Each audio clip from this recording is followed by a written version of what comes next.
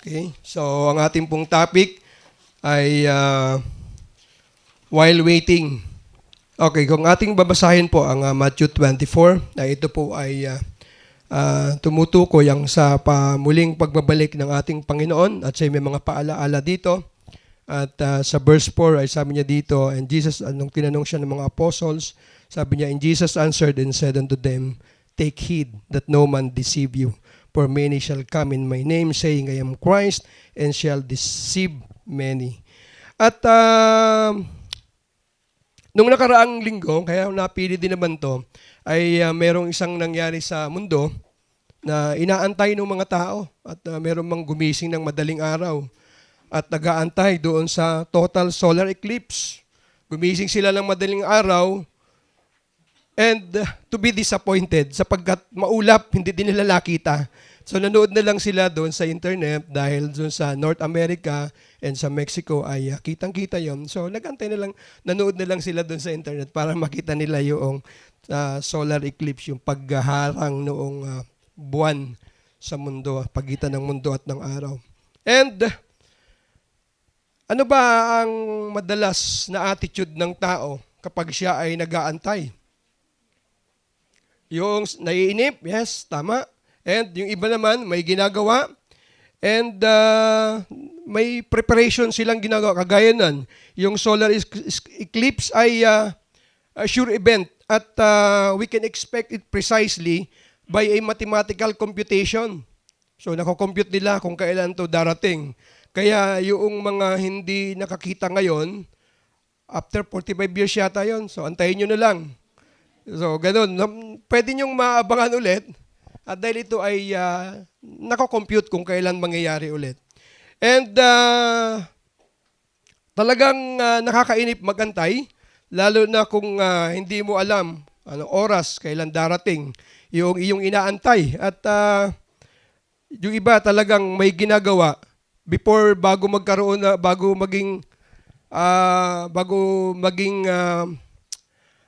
tayo ng mga social media, yung mga Facebook na yan, maraming mga ginagawa muna mga tao na kapakipakinabang habang siya ay nag-aantay. Pero ngayon, ay habang nag-aantay, minsan ay nanonood na lang ng Facebook, YouTube, gano'n ang ginagawa. And yung misis ko, talagang ano yan, yung pinaka-challenge sa kanya yung mag-antay. Ito yung tao na lagi nakatingin sa oras pag wala pa ako. At maya-maya ay tinatanong, anong oras na? 30 minutes na, wala ka pa. Kaya pinapalitan ko yung relo eh. Sabi ko, wag yan, ito na lang yan. Habang nag-aantay. And the second coming of the Lord is sure that will come to pass and we will see it in the Bible. Literally, while some groups see it figuratively and it is happening spiritually. Yung mga naniwala sa Arminianism, naniwala sila ito ay nangyayari na spiritually, yung pagdating ng Panginoon. And the rapture and second coming are two separate events and it's happening consecutively. It is horrible and sorrowful event for the unbeliever, but it is our blessed hope and notable day for the saints and for the elect. Kagaya ng sinabi kanina, yung decree of God, yung mga niligtas ng Panginoon. So ito ay isang blessed hope. Looking for that blessed hope. Sabi doon sa Titus 2:13, looking for that blessed hope and the glorious appearing of our great God and our Savior, Jesus Christ. So ito yung inaantay natin ng mga ligtas, ng mga hinirang ng Panginoon, yung muling pagbabalik ng ating Panginoong Hesukristo. And first event is the rapture of the believer. Ito yung nakikita natin sa Biblia. Na ang una ay irarapture muna ang mga believer at magkakaroon ng glorified body. And ito yung ating stand. Dahil ito ang nakikita natin, tayo ay pre-trib. Mararapture muna ang mga saints bago dumating ang tribulation period. At ito ang nakikita natin na malapit na turo sa Biblia. Merong naniniwala sa post-trib at merong naniniwala sa mid-trib. At tayo ay naniniwala na bago dumating ang tribulation, ang mga saints ay imimit ang Panginoon in the air. So nababasa natin yan sa 1 Thessalonians chapter 4 verse 16 and 17. For the Lord himself shall descend from heaven with a shout, with the voice of the archangel, and with the trump of God, and the dead in Christ shall rise first. Then we which are alive and remain shall be caught up together with him in the clouds to meet the Lord in the air, and so shall we ever be with the Lord. So, yun po ang verse na nakikita natin po sa rapture. And yung receiving of glorified body, ay makikita din natin ito sa 1 Corinthians 15:52. Behold, I show you a mystery. We shall not all sleep, but we shall be changed. In a moment, in the twinkling of an eye, at the last trump, for the trumpet shall sound, and the dead in Christ shall be raised incorruptible, and we shall be changed. So, sa pagbabalik ng ating Panginoon, tayo ay magkakaroon ng incorruptible body. At ito ay darating sapagkat ang salita ng Diyos ay totoo at ang mundo ay mawawala pero ang salita niya ay mananatili. And during the 7 years of tribulation in the earth, nangyayari sa langit ang judgment seat of Christ na kung saan ay tayo ay haharap sa Diyos at susulitin ang ating mga ginawa. Kung ito ba, kagaya ng kinanta kanina, gold, silver, or precious stone, or ito ay hay, stubble, na pag dumaan sa apoy, ito ay mawawala. At yun ay mga gawa natin na tama ba ang motibo ng ating puso. So doon yun na tayo ay harap sa Panginoon at papakita sa atin yung ating mga ginawa na habang tayo ay nandito sa mundo.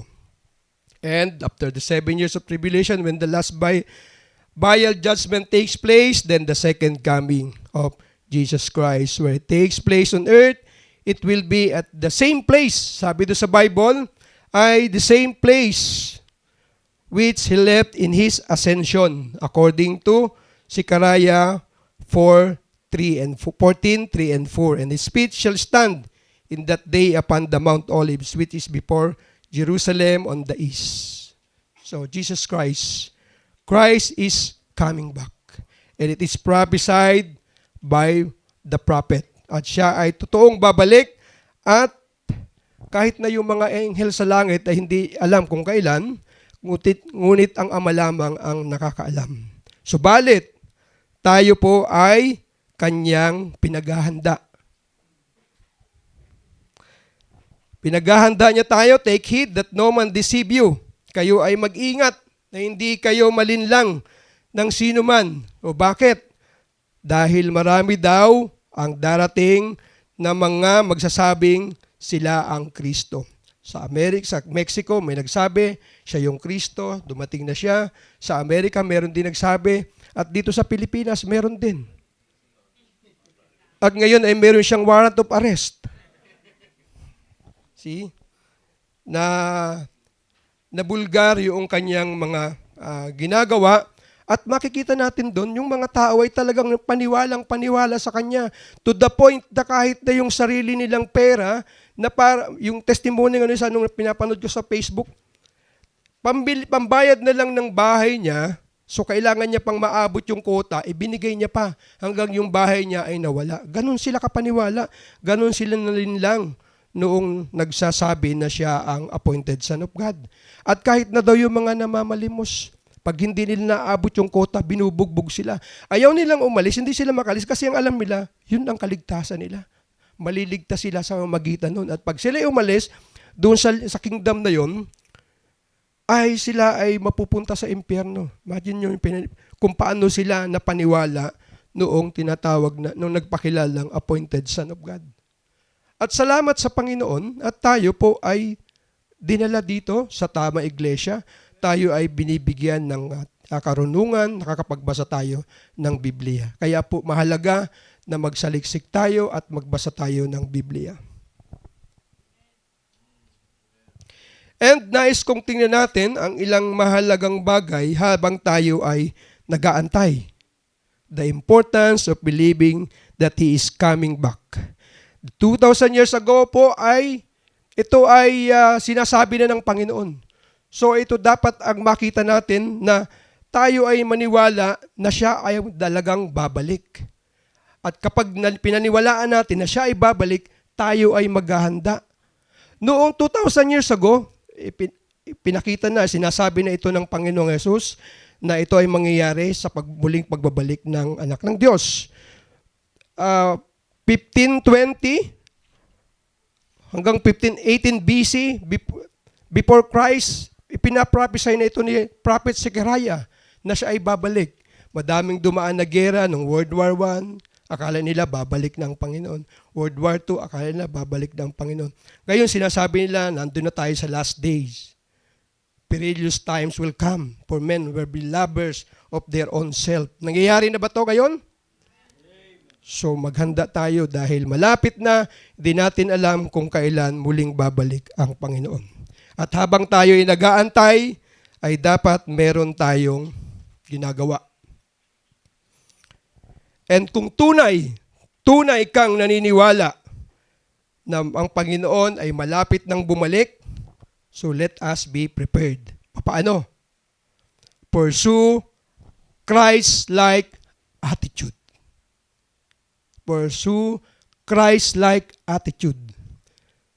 1 John chapter 3, verse 2 and 3, Beloved, now are we the sons of God, and it did not yet appear what we shall be, but we know that when He shall appear, we shall be like Him, for we shall see Him as He is.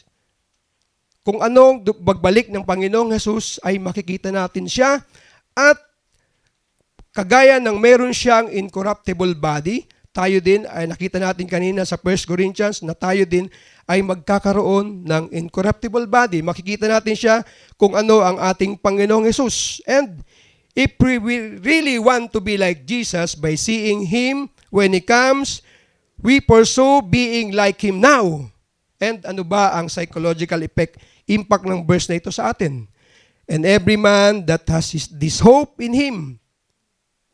Sa verse 3 ng 1 John chapter 3 verse 3, and every man that has this hope in Him purified himself.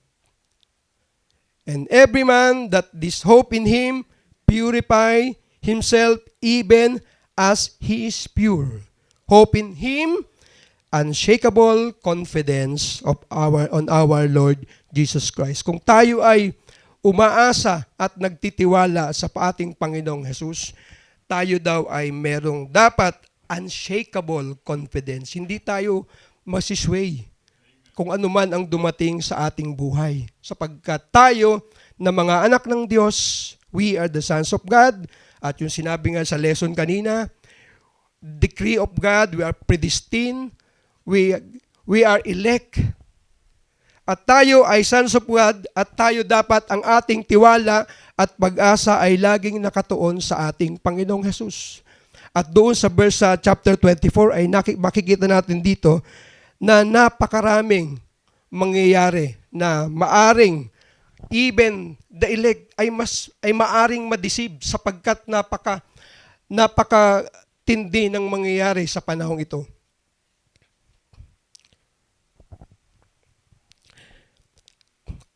Purifies himself so that this point, if we really want to be like Him, by seeing Him when He comes, we must pursue to be pure, we must pursue to be holy, loving, and sacrificial, Christ-like person.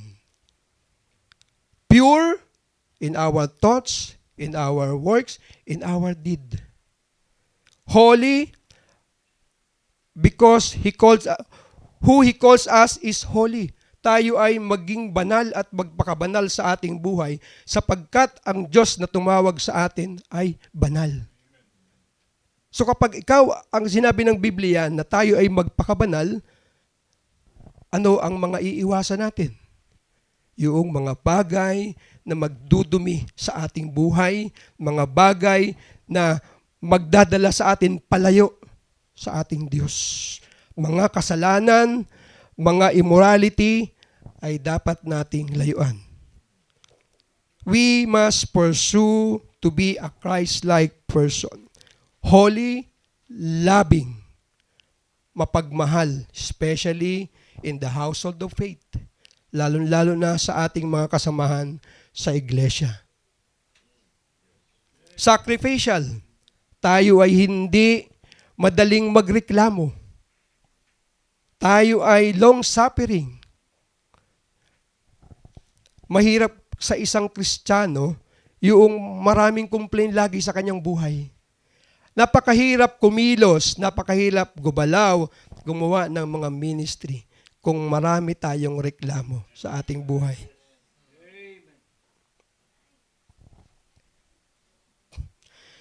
And Jesus, in this chapter 24, show His love to His disciple by giving them warning. Verse 24, verse 6 to 11, and ye shall hear rumors of wars. See that ye be not troubled, for all these things must come to pass. And, sabi dito, for all these things must come to pass, but the end is near. So, rumors of wars, naririnig natin, yung mga mahilig mag-abang ng balita kung papaano na ang Israel ngayon ay nasa gitna ng gera. May gera sa Ukraine, may nagbabantang gera dito sa South, at tayo ay nandun sa isang posisyon na magkamali ng desisyon ang ating presidente, tayo ay mapupunta sa gera. So, rumors of war, ito ang sabi dito ng Panginoong Hesus, at binabalaan niya ang kanyang mga disciples, and ye shall hear wars and rumors of wars. See that ye be not troubled, for all these things must come to pass, but the end is not near. For nation shall rise against nation, and kingdoms against kingdom, and there shall be famines and pestilences and earthquakes in diverse places. So, mayroong mga taggutom. Kaya kung mamaya maubusan kayo ng pagkain, ay huwag kayong magreklamo. Dahil hunger lang yan eh. Hindi pa talaga yan yung famine. So, yun. Paghahanda po, pinapaalala ngayon pa lang. Amen? And, sabi dito,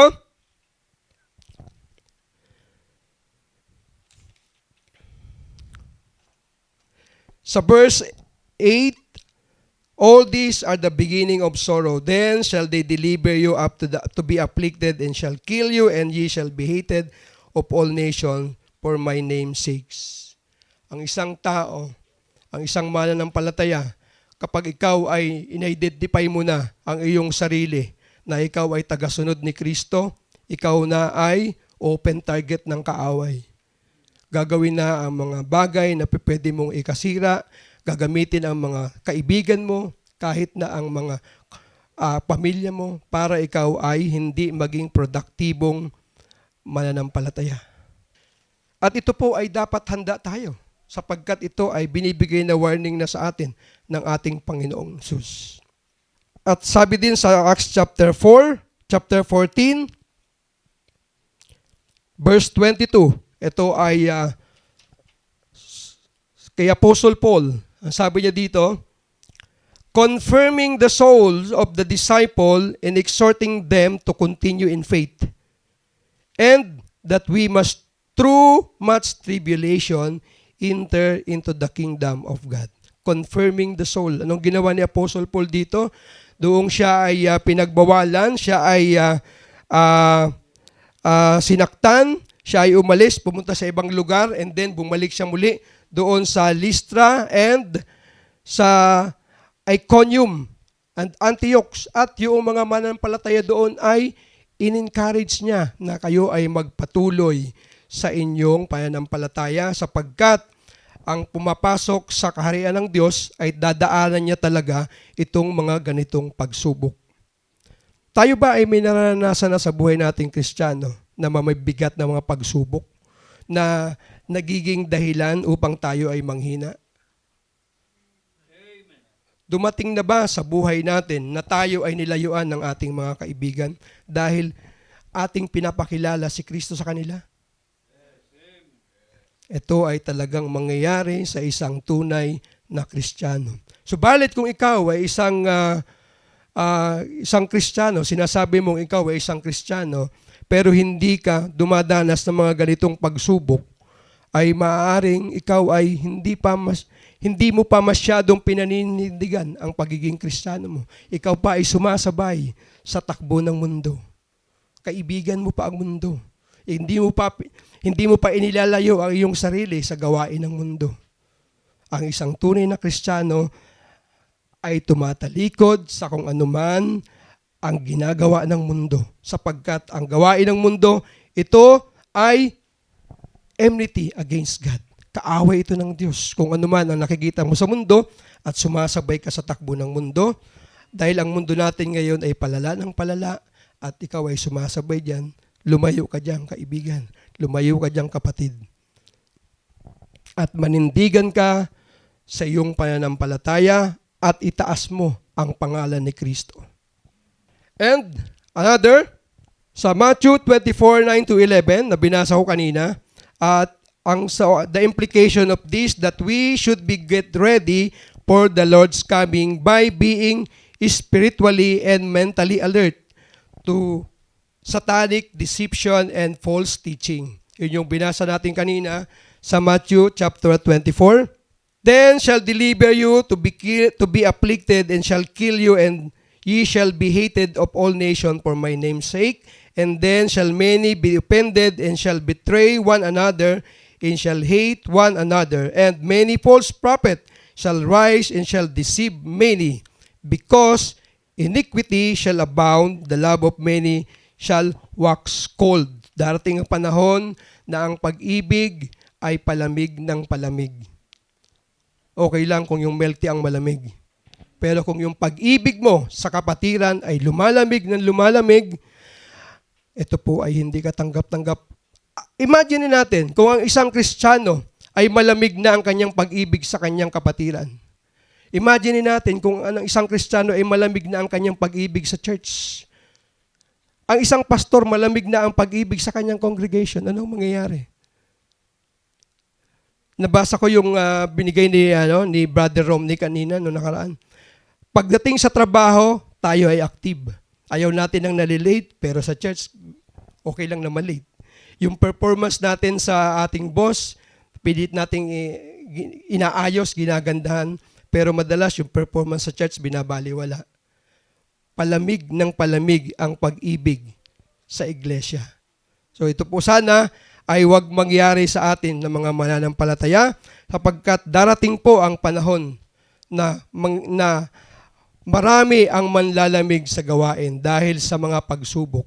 At sana po tayo ng mga mananampalataya ay manatiling nakatuon ang ating focus sa ating Diyos, ang ating pananampalataya ay nakatuon sa Kanya.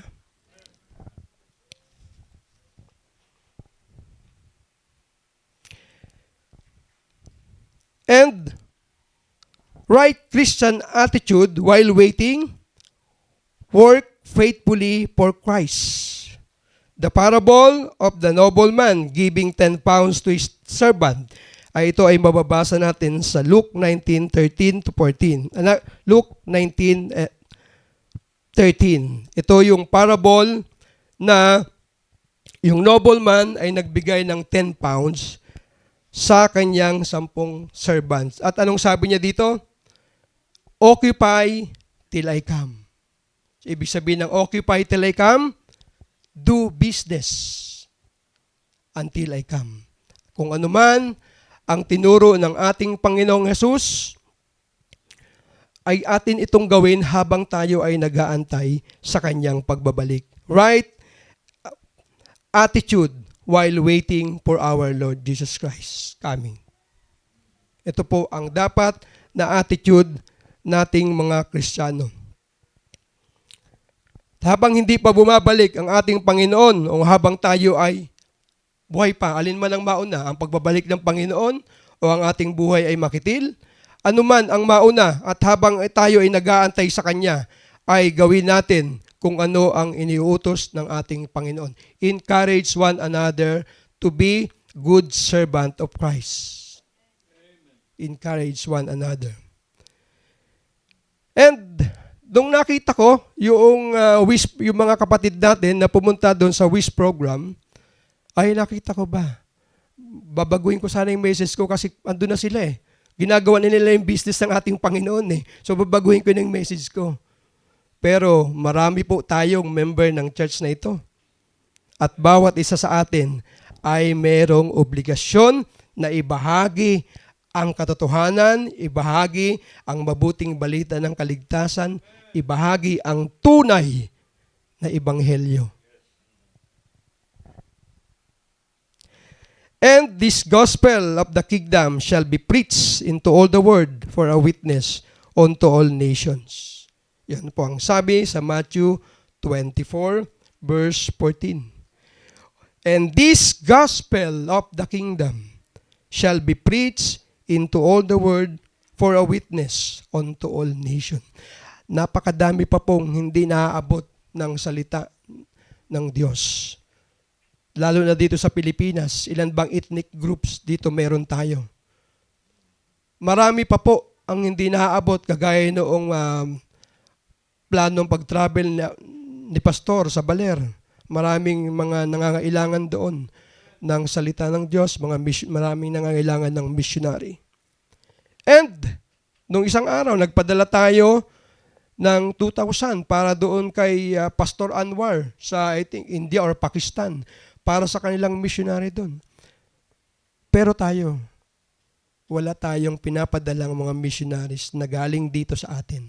Na walang mga nag-surrender na mga kalakihan at nagsasabi siyang pupunta sa ganitong lugar, mangangaral ako doon. Wala tayong pinapadalang ganon. Bakit? Tayo ba ay nag-aantay na lang na muling bumalik ang Panginoon? So ito yung right attitude habang tayo ay nag-aantay. Do business, occupy till I come. Sabi ng Panginoon, occupy till I come. Kung sa bagay, masarap na nandito sa church, nakaupo. Diba? Malamig dito eh. Malamig dito. Wednesday, pupunta tayo pag available. Pag hindi naman, medyo tinatamad, maraming dahilan, pwede na yun. Sunday na lang. So, habang tayo ay nag-aantay, mga kapatid, sa ating Panginoon, do business, gawin natin kung ano yung iniutos sa atin ng ating Diyos. Marami po. Marami tayong kakayahan marami na tayong natutunan dito sa ating church. I-share na natin ito. I-share na natin. Kagaya no, ang lalalim ng doktrina, ang bibigat ng mga kinain natin kanina. Ngayon, ano na to parang ano lang to dessert. Dessert. Pero ito po ang challenge sa atin, mga kapatid. Ano ang tamang attitude? Una, ay dapat paniwalaan natin na malapit nang bumalik ang ating Panginoon. Tayo ay mag-ready. Tayo ay magmadali, redeeming the time. And, ano ang tamang attitude ng tunay na mananampalataya na nag-aantay sa kanyang Diyos? At importante, yung sinabi ng Panginoon kanina, tayo ay binalaan. Binigyan tayo ng warning upang tayo sa ating buhay Kristiyano ay hindi tayo ma-shaken down ng mga darating na mga temptation. Pag may bagyo, di ba, tunog ng tunog yung cellphone natin. Marami nagme-message sa atin, umuulan lang ng malakas, mini-message sa tayo ng DRRMC. NDRRMC. Oh, di ba? Winawarningan na tayo at napakadali po na maghanda kung ikaw ay nawarningan na before. May sinabi na sa iyo na dating itong mga bagay nito, madali na para sa iyo na maganda. Kaya ito po ang ginawa ng Panginoon. Pinasulat niya ito sa Biblia. Winarningan niya yung kanyang mga disciples na kausap niya noon na darating itong mga bagay na ito. And in the last times, men shall be lovers of their own selves.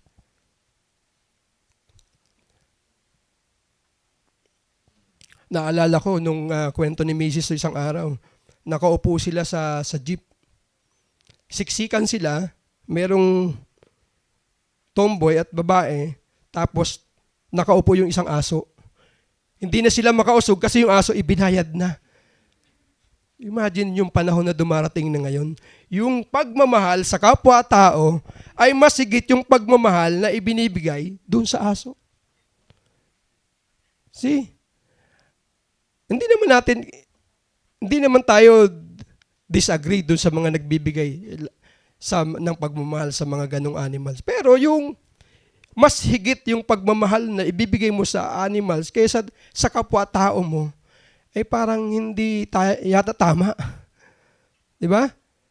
So, darating po yung panahon na yun, palala ng palala. Ngayon, ang mga tao, naisip nila, naka-imbento na sila sa kanilang isipan na ikondisyon nila yung kanilang sarili, kanilang puso, na walang batas, walang moral law, walang pananagutan sa Diyos. Kaya nilang magdesisyon kung ano talaga yung magiging kasarian nila. Depende sa kung ano yung pakiramdam nila. Yun ang trending ngayon. Pag pakiramdam niya lalaki, kahit siya ay babae, pakiramdam niya, sasabihin niya, lalaki siya. At yan ang sinusulong dito sa ating bayan. Yung Sogi Bill na yan. So palala ng palala po ang panahon natin ngayon at kaya tayo na mga mananampalataya, binibigyan tayo ng Panginoon ng paalala na darating ang panahon na ito at habang tayo ay nag-aantay, gawin natin kung ano ang business na itinuturo sa atin ng ating Panginoon. Go ye therefore, teach all nations. Humayo tayo, turuan natin ang lahat ng mga tao, ihayag natin ang katotohanan, sabihin natin ang tunay na ebanghelyo, ipakilala natin sa kanila ang Diyos at tayo ay wag ma-shaken down, tayo ay wag manghina kung tayo ay dadanas ng mga pagsubok sa ating buhay sapagkat ito ay kasama sa ating pagiging Kristiyano. At yun po ang paalala sa atin ng Panginoon habang tayo ay nag-aantay. Ay gawin natin po ang mga bagay na ito. Purihin po natin ang ating Diyos. Tayo po ay manalangin.